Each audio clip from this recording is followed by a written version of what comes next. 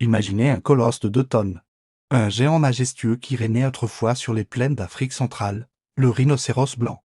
Du nord, une créature aussi impressionnante que paisible s'éteint aujourd'hui sous nos yeux, dans les années 60.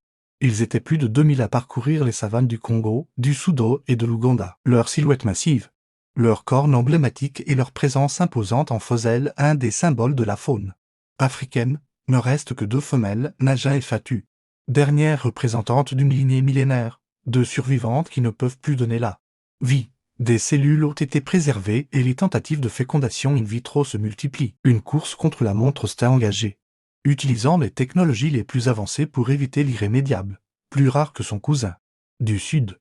Ce géant semblait pourtant invincible, mais la cupidité humaine a décidé autrement. Le braconnage intensif, motivé par des croyances fondées sur les vertus médicinales de sa corne, a décimé l'espèce. C'est un signal d'alarme, un rappel poignant de notre responsabilité envers le monde vivant. Chaque espèce qui disparaît emporte avec elle un morceau irremplaçable de notre patrimoine naturel. Les guerres civiles qui ont ravagé leur territoire ont achevé de les fragiliser. Leur reproduction naturellement lente n'a fait qu'accélérer leur déclin. Ensemble, nous pouvons encore agir pour protéger les espèces menacées. Abonnez-vous pour découvrir d'autres histoires sur la préservation de notre biodiversité.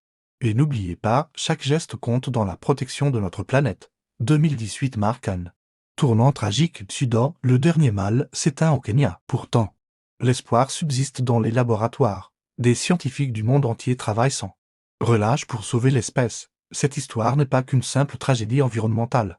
Si cette histoire vous a touché, partagez-la autour de vous.